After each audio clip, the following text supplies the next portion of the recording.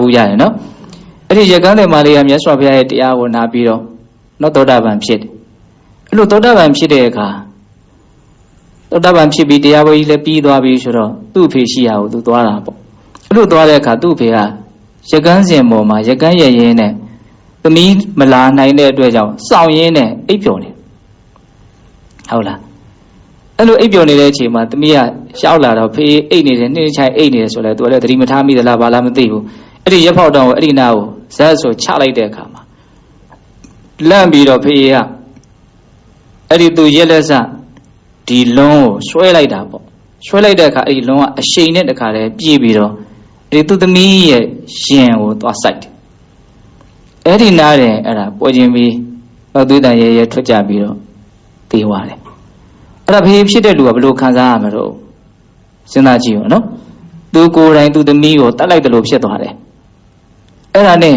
ဘလို့မှသူ့စိတ်ထဲမှာဖြေလို့မရတဲ့အခါကျတော့ဒီတောကပရိဒေဝမီးကိုမြတ်စွာဘုရားမှတပါး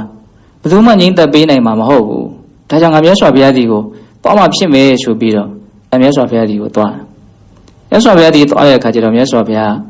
နော်မဟာသောစီဥပဒကတခါကြီးမစိုးရိမ်နဲ့တဲ့ဒီအကြောင်းအရာတွေနဲ့ပတ်သက်ပြီးတော့စိတ်ထဲမှာအိပ်ပြီးတော့စိုးရိမ်မှုနော်ငိုကြွေးမှုပရိဒေဝတွေနော်မဖြစ်ပါနဲ့တဲ့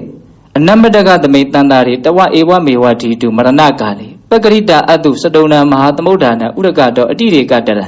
ဒီစကားလေးကိုဘုံဘပြောရင်ဟုတ်လားအခုလို့တဲ့သမီးသေးရလို့နော်ငိုကြွေးရလို့ရိုးစည်းတဲ့မျက်ရည်တွေဟာသမုဒ္ဒရာလေးစင်းမှာရှိတဲ့ရည်တွေထက်များတယ်တဲ့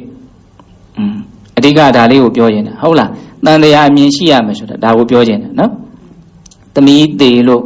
ငိုကြွေးကြရလို့နော်ရိုးစည်းကြလာတဲ့မျက်ရည်တွေဟာတကယ်စင်စစ်နော်သမုဒ္ဒရာလေးစင်းမှာရှိတဲ့ရည်တွေထက်များတယ်တဲ့အဲ့တော့ဘဝတိုင်းနော်မိဘနဲ့သားသမီးဆိုကြည်ဘူးရာအဖြစ်မိဘပဲအရင်သေးကြတာသားသမီးကအရင်သေးတယ်ဆိုတာဖြစ်ထောင်ဖြစ်ခဲ့ပေါ့နော်သို့တော်လည်းပဲအဲ့ဒီဖြစ်ထောင်ဖြစ်ခဲ့ကိစ္စတွေကလည်းဘာလုပ်နေတာတော့ဖြစ်နေတာပဲအဲ့ဒါလည်းအမှန်တရားတစ်ခုပဲနော်ကြီးသူသာအရင်သေးရမယ်ငယ်သူနောက်မှသေးရမယ်လို့ဒီလိုမျိုးမရှိဘူးလောကရဲ့အမှန်တရားကိုကနော်ကြီးတဲ့လူတွေသိချင်းသိမယ်ငယ်တဲ့လူလည်းသိချင်းသိမယ်သိချင်းတယ်လို့သိမယ်နော်တည်တည်တွေဟာနော်အရင်ထွက်လာတဲ့တည်တည်အရင်ကျွေးရမယ်လို့မရှိဘူးရေဘူးရတော့ရင့်တဲ့တည်တည်မှဲ့တဲ့တည်တည်ကအရင်ကျွေးတာပေါ့သို့တော့တခါတရံ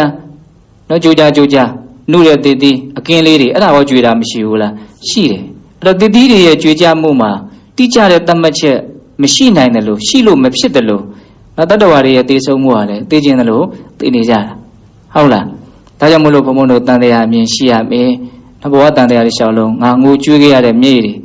နော်သမုဒ္ဒရာလေးစင်းဟာရေထဲတောင်များတယ်လို့မြတ်စွာဘုရားအဲ့လိုဟောတာ။ဟောဆိုဖြစ်ခဲ့တဲ့ဘဝတွေကနော်မရေမတွက်နိုင်အောင်များလို့ပေါ့